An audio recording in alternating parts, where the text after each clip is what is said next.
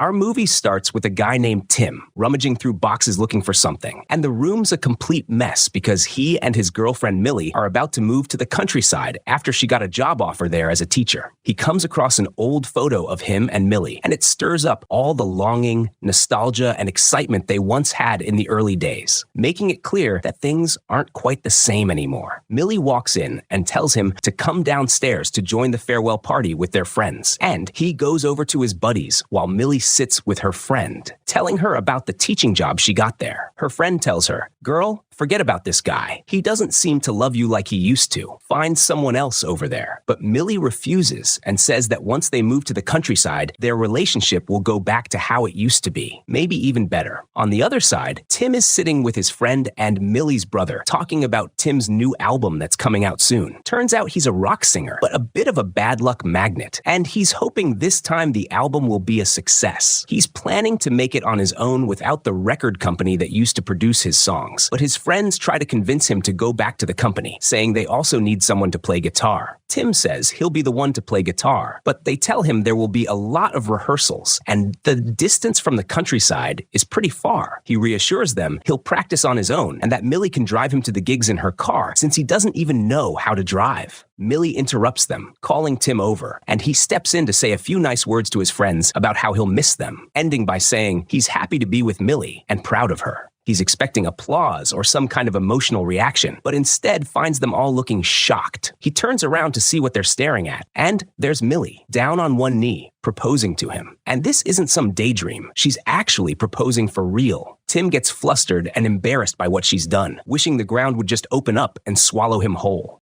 And from all the embarrassment, he doesn't even know how to respond. So Millie feels awkward and gets up off the floor, but he tries to save the moment so it doesn't ruin things and tells her he's saying yes. That night, they arrive in the countryside and are about to sleep when Tim tries to apologize for what happened earlier, telling her he was nervous and didn't know what to do. But she's upset and tells him to save his words because it's better if they just break up now. He tells her he loves her and doesn't want to lose her, but she says that's not love, that he's just gotten used to her because they've been together for years. He insists he still truly loves her, manages to make up with her, and they go to sleep. A little later, he hears Millie talking in her sleep, telling him to make these people leave because she can't sleep with them staring at her. When he looks to see what she means, he finds his mother sitting right in front of him, looking terrifying and crying, with his father lying beside her, their beds pushed together. Scared, he hides under the blanket, and suddenly she's right in his face, jolting him awake. He heads outside the house and finds Millie unloading boxes from the moving truck, so he carries them inside. As he opens the boxes, he finds a chainsaw, planning to use it to fix the windows, but seeing how sharp it is makes him too nervous to use it. Suddenly, he smells something awful and asks Millie if she smells what he smells. She says she's in the bathroom, so he assumes she means the smell is coming from her, but then realizes it's coming from the ceiling above the chandelier. He takes it down, and the stench gets stronger, so he holds his breath and reaches inside, finding a bunch of dead rats, one of them still alive. He quickly takes them out to throw them away. Millie is shocked and asks how he found them, but he doesn't answer. The next day, Millie is at school for her first day, sipping a mug of coffee to wake herself up, when a teacher named Carol comes up to her and says that mug belongs to her. Millie apologizes, saying she didn't know, and then a guy named Jimmy steps in to save her from the awkward moment, later telling her that Carol gets really annoyed when someone takes her things. He stops to introduce himself, telling her he's glad she agreed to come work here, even though she had been at a big, fancy school before. She tells him she wanted to help the kids here and focus more on their education. He asks if she's living alone, and she tells him she's with her boyfriend. Then, when he hears the address, it turns out he's her neighbor, living in the house right next to theirs. Anyway, the class schedule starts, so he leaves her and heads to his lesson. That night, Tim is practicing for his gig when Millie comes in and asks if the internet's been set up yet. He tells her the guy will come next week, and then asks if she'll be able to get him to the gig on Thursday. She says she'll drop him at the train station, and he can take it from there. He suggests they go for a walk tomorrow, and the next morning, they actually head out to explore the forest, but they quickly feel like it's too small. So he looks for a path that will take them deeper in, and finds one lined with bells candles hanging everywhere. He tells Millie they should go that way, saying the weather's nice, they'll walk a bit, then come right back. She goes along, but suddenly it starts pouring down rain, and they get lost. She says, "I wish I hadn't listened to you. Since you got us in here, you get us out." So he pulls out his phone and opens a compass app, but he doesn't even know how to use it. He says they should head north, but she wants to stay put so they don't get more lost. He ignores her and keeps walking, not paying attention, and suddenly he falls into a hole. Millie comes over to pull him out, but he's too heavy for her, and they both end up falling in. When he looks for his phone, it's gone, and when she tries calling it, there's no signal. He gets frustrated because his phone has important stuff for the gig, and she gets upset that instead of checking if she's okay, he's asking about his phone. They look around at the strange place they've fallen into. It's full of bells like the ones they saw earlier on the path. She's scared and tells him they should try to climb out quickly, but he says it's raining and they can't, so they're forced to wait it out until the rain stops.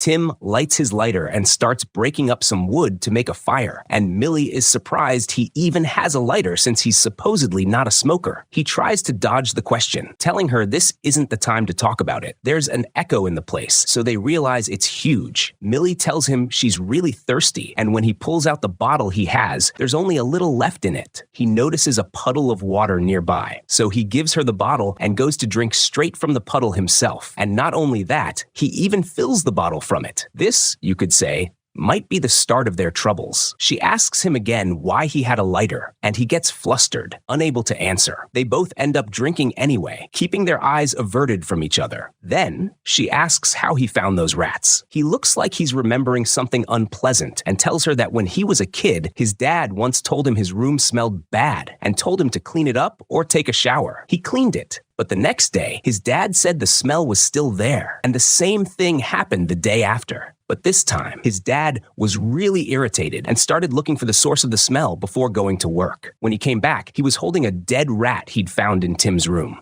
It was the reason for the smell, and it had even built a nest above the chandelier. Every time the chandelier was turned on, it would heat up and make the smell worse and worse. Millie is shocked by the strange story, since he's never told her before. He says he'd forgotten it until he saw the rats, and then he tells her there's something else he's never told her, how he once smelled that exact same smell coming from his parents' bedroom. He says he couldn't even breathe from it, and when he went closer and opened the door, he found his mother smiling at him in a terrifying way, with his father lying dead beside her. She hadn't processed that he died and kept living next to him as if he were still alive until she lost her mind completely. Tim breaks down remembering it, and Millie feels bad for him. They go to sleep, but later he wakes up unable to breathe, feeling like the air is closing in around him with every breath. He looks over and sees Millie's face twisted into something terrifying. Then suddenly he wakes up, realizing it was all just a dream. Millie finds his phone soaked with water, and when they try to get up, they're shocked to discover their legs are stuck together. At first, Tim thinks she's joking, but they're both stunned when they realize their legs are literally glued to each other. Tim assumes it's some kind of mold, and they try to separate their legs gently. The strange thing is that they find all their belongings stuck together with the same substance. They struggle to climb out of the hole, but after a lot of effort, they manage to get out, only to see their legs scraped and bruised where they'd been stuck. Back at the house, Millie puts her phone in some rice to try to dry it out, then asks Tim to give her a massage because sleeping in the hole hurt her back. As he massages her, he suddenly feels something strange, almost like his hands are about to sink into her body. He snaps out of it, and Millie yells at him. He apologizes, saying he's just exhausted and wants to lie down for a bit. She leaves to get food, and he heads to the shower. As soon as Millie drives off, he starts feeling strange sensations again, and when he regains focus, he's confused about what just happened. Deciding to get checked out, he visits a doctor who suspects it could be hereditary since Tim's mother was mentally ill. Tim explains that he'd done tests back when it all happened and confirmed he's not like her. The doctor tells him what he's been through isn't easy, and that when he's alone, he might experience some anxiety, which could trigger panic attacks. He prescribes medication to help his body relax if it happens again. When the doctor hears where Tim lives, he tells him he's lucky to still be alive because a married couple disappeared there before, and the police had searched everywhere without finding them. Back home, Tim looks up the missing couple and finds their names: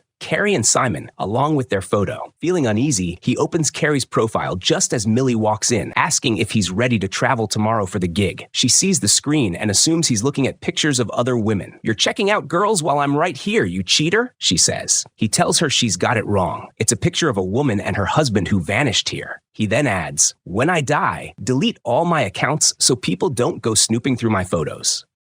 And suddenly, they hear someone knocking at the door. Millie goes to open it and finds Jimmy standing there, coming over to say hi. Tim comes in and gets introduced to him, and Millie insists that he come in and sit with them. Tim was jealous and about to explode with anger, feeling like Jimmy was flirting with her. Millie starts telling him about when they fell into the pit, and Tim says he felt something strange, saying the pit was kind of like a church. Jimmy tells him there actually used to be a church in that spot a long time ago, but everyone in it disappeared little by little. Later, the church collapsed because of the weather. They keep chatting for a bit about their lives, like who does the cooking, who cleans, that kind of stuff. After a while, Jimmy leaves, saying goodbye to Tim and hugging Millie, which really annoys Tim. After closing the door, Tim tells her Jimmy has such an annoying vibe, plus he feels like Jimmy likes her. But Millie didn't buy what he was saying. When Tim moves closer to her, their bodies end up sticking together, so he quickly pulls away. Millie thought it was for some other reason, but he tells her strange things have been happening ever since they came here. She doesn't believe him, and they argue. That night, while they're sleeping, Millie feels Tim stepping on her hair in his sleep. She tells him to move away a bit, but he steps down harder. When she turns to push him off, she's shocked to see him actually chewing her hair. She yells at him and tries to pull away. Tim snaps out of it and forcefully removes her hair from his mouth. The next day, Tim gets ready to head into the city for the concert, but Millie brings up last night again. He gets annoyed and tells her he wasn't conscious at the time and that he already told her strange things are happening in the house. After she drops him off, she tells him not to come back that night, and he agrees, waiting for the train. But as soon as Millie's car drives off, he starts feeling that same sensation again. He can't breathe and desperately wants to get back to her. He takes his medication, but the feeling still won't go away. When the train arrives, he leaves his stuff behind and runs back to Millie. Meanwhile, Millie is at school during break, chatting with her friend and telling her what happened. She's shocked when she suddenly sees Tim standing in the schoolyard.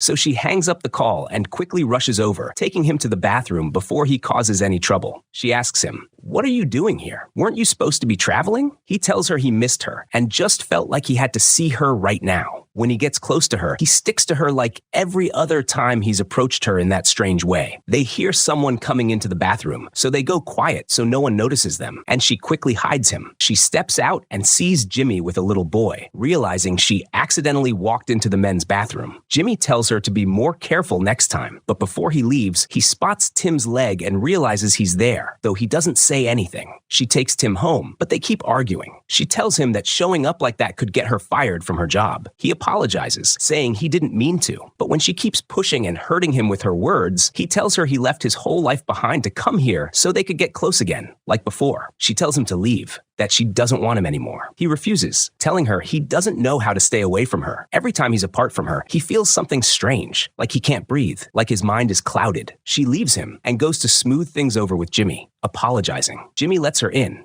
gives her a glass of water, and they start talking. He tells her about an ancient Greek legend written by Plato that everyone is searching for their missing half, the part of them that completes and loves them. He tells her Tim completes her and warns her not to be too quick to let him go. Millie notices Jimmy wearing 2 rings, and he explains that he was married before. At that moment, she sees Tim standing outside, and she gets flustered and leaves. He walks beside her, keeps apologizing, and tells her he didn't know where else to go. He takes her hand, and they walk together. But here's the thing. This time, she had started to feel drawn to Tim again, almost in a dazed way, just like Tim himself felt, and we'll understand why later. That night, Tim is sitting alone, looking at Carrie's account, and discovers that the last picture she and her husband took before disappearing was in the same place where he and Millie fell into the pit. He zooms in on the photo and sees the church bell behind them. Then the internet cuts out, and suddenly he hears someone pounding hard on the door. He keeps getting closer, trying to see who's banging on the glass like that. The moment he opens it, he finds Millie. He tries to bring her to her senses, and she's shocked by what just happened. But Millie insists it's just some kind of episode that happens every once in a while. She doesn't believe him when he tells her the pit is the cause, and that the 2 people who disappeared had been in the same pit. When she still won't believe him, he tells her to raise her hand and touch his, and their hands stick together. She gets angry and tells him he's lost his mind, calling him crazy, and tells him to sleep in the guest room. Right as he tells her to stand up, she finds herself standing without even realizing it, and he tells her, "Isn't that strange? You have to believe me." She tells him her parents are coming over for lunch in a few days, and she doesn't want him around then. Basically, politely kicking him out. They go to bed, each in separate rooms. A little later, Tim wakes up and finds himself being pulled toward her room, as if something is dragging him against his will. At the same time, Millie's bedroom door opens, and she's being pulled toward him without realizing it. Tim tells her to fight it, to keep herself from coming near him, but she can't. They approach each other and touch hands, and this time, their hands don't just stick together. They merge, becoming like one single hand. They try to stop it, but it's no use. Tim tells her to open the drawer and grab the medicine quickly. They keep trying to pull apart until they both pass out. The next morning, Tim wakes up to find Millie taping their hands together with adhesive, their skin still fused. She plans to grab a saw to separate them, and of course, Tim refuses. But unfortunately, he's forced to agree when they realize their hands are fusing even more. She does it just in time before it's too late. After treating their hands, they sit down for breakfast like nothing happened. Millie remembers she left her car keys at Jimmy's place and goes to get them, warning Tim not to move from where he is. He promises he won't, but the moment she leaves, he runs to grab a flashlight and rope and heads straight for the pit. Meanwhile, Millie arrives at Jimmy's house and finds the door open with no one inside. She goes in to grab the keys.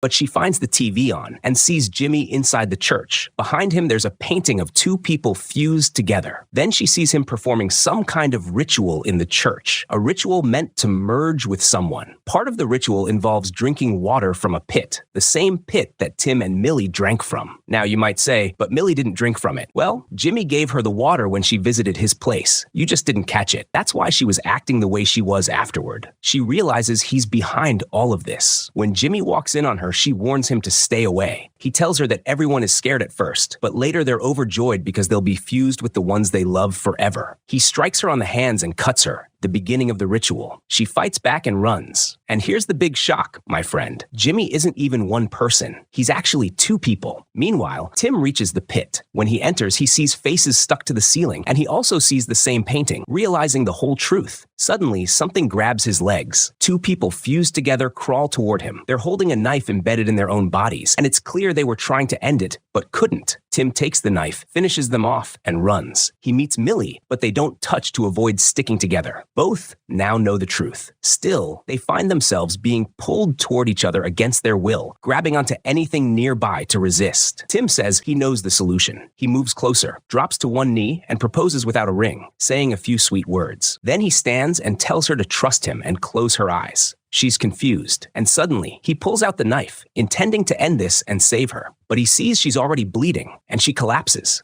looking like she might die. After a while, she wakes up and realizes Tim couldn't bear the thought of losing her and living without her. They decide they'd rather merge together than be apart forever. Tim plays her favorite song, the one that was supposed to be their first dance at the wedding, and they start dancing together, slowly sticking to each other bit by bit until they fully merge into one. Their last joint post online is a photo of them in the countryside, just like the couples before them. A few days later, we see Millie's family arriving for lunch. They knock on the door, which now has the church bell hanging on it. And here's the shock. When the door opens, we see someone who looks like Millie and Tim, but it's not their child or anything. It's actually them after they've fused together into one person. And that's the end of this strange, bizarre movie. Let me know in the comments, if you had the chance to merge with the person you love so neither of you would ever lose the other, would you do it or not? This movie recap was entirely summarized, recorded, and edited by me. Stay safe, my dear viewers. I love you all. Goodbye.